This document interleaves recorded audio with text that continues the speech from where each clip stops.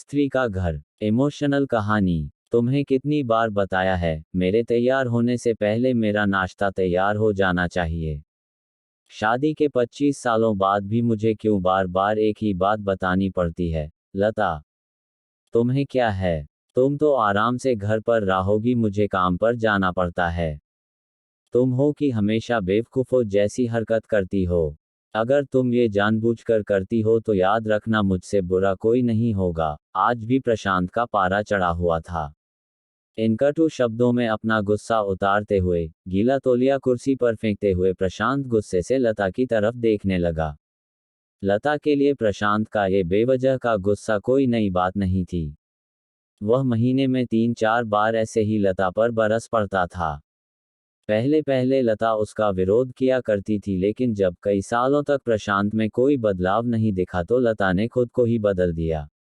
अब प्रशांत के कुछ भी कहने से लता को कोई फर्क नहीं पड़ता था। प्रशांत की हर बात वो चुपचाप सिर नीचे झुकाए सुन लेते थी। शादी के पहले 5 साल तक लता ने पूरी कोशिश की थी कि प्रशांत को बदला जाए, लेकिन फालतू का गुस्सा करना और बाद में लता को भला बुरा कहना, यह मानो जैसे उसकी आदत बन गई थी। कोई भी वाद विवाद होता तो प्रशांत सीधा लता को बोल देता, अगर मैं तुम्हें अच्छा नहीं लगता तो क्यों नहीं चली जाती अपने मायके? क्यों रहती हो मेरे साथ? इतना सब कुछ होने के बावजूद लता प्रशांत के साथ रहती थी क्योंकि उसे अपनी बेटी की फिक्र थी। और वह जाती भी तो कहा, अपने बूढ़े हो चुके माँ बाप को इस उम्र में परेशान करना वह नहीं चाहती थी। समाज और लोग क्या कहेंगे, ये भी तो उसे देखना था। वह इतनी पढ़ी लिखी भी तो नहीं थी कि खुद जाकर कोई नौकरी कर सके और अपना और अपनी बेटी का पालन पोषण कर सके। लता को अब अपनी फिक्र नहीं थी। उसको फिक्र थी तो बस अपनी शादी लायक हो रही बेटी की।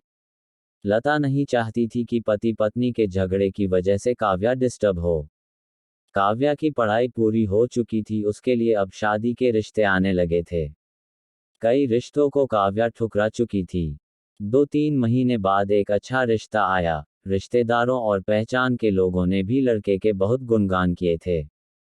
प्रशांत एक शाम अपनी बेटी के पास बैठकर उसे बताने लगा, काव्या, बहुत अच्छा लड़का है, पढ़ा लिखा है, बड़ा घर है, बहुत अच्छी नौकरी है। ऐसे रिश्ते बार बार नहीं आते बेटा, इस बार मना मत करना। उद्धरण चिन्ह। काव्या अपने पिता से ज्यादा बात नहीं करती थी। शायद डरती थी या शायद नफरत करती थी, लेकिन आज वो अपनी पूरी हिम्मत इकट्ठा कर बोली, मुझे अभी शादी नहीं करना है पापा। मैं नौकरी करना चाहती हूँ, खुद अपने पैरों पर खड़ी होना चाहती हूँ। उद्धरण चिन्ह। हाँ तो उसमें क्या बड़ी बात है? मैंने लड़के से बात की है, वह तुम्हें किसी बात के लिए नहीं रोकेगा। तुम शादी के बाद भी नौकरी कर सकती हो, वह तुम्हें नौकरी के लिए परमिशन दे देगा। प्रशांत बोला, मेरा नौकरी करना या ना करना उसकी परमिशन पर क्यों डिपेंड रहेगा पापा? काव्या ने पूछा। मैं कह रहा हूं ना, तुम्हें किसी भी चीज की कमी नहीं होगी वहां। ऐसे रिश्ते बार बार नहीं आते, इसे ठुकरा मत, बहुत खुश रहोगी तुम वहां। प्रशांत बोला, पापा, क्या मैं उतनी ही खुश रहूंगी जितनी मम्मी इस घर में खुश है?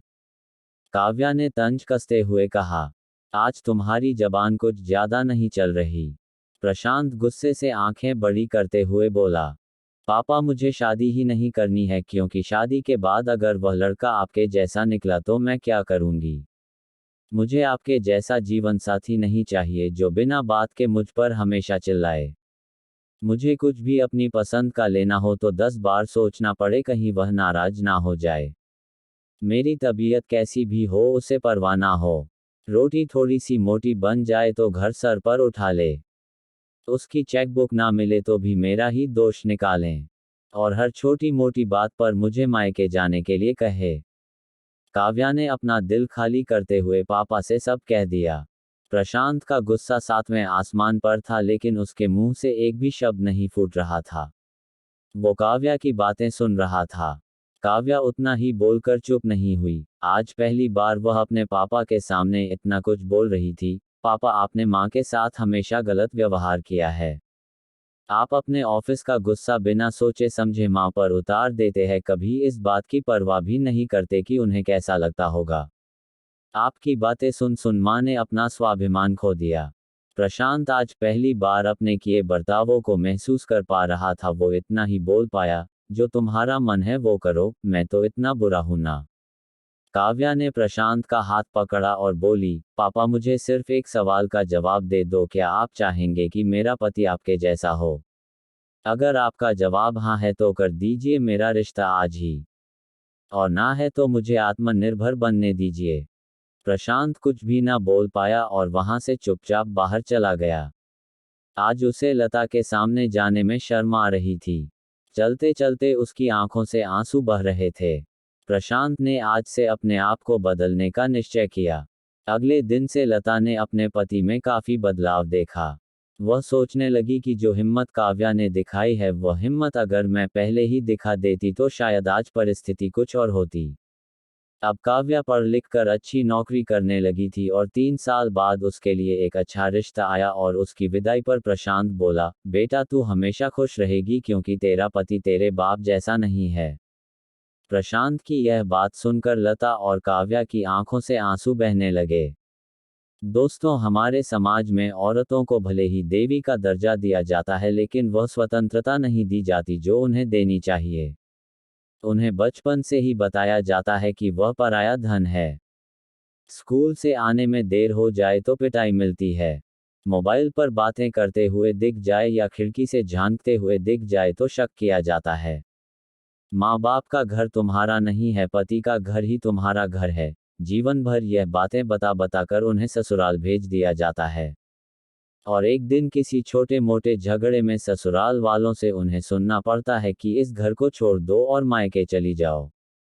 अब आप ही बताओ दोस्तों, ऐसी स्त्रियों का सच्चा घर कौन सा? आखिरकार वह किस घर को अपना कहें?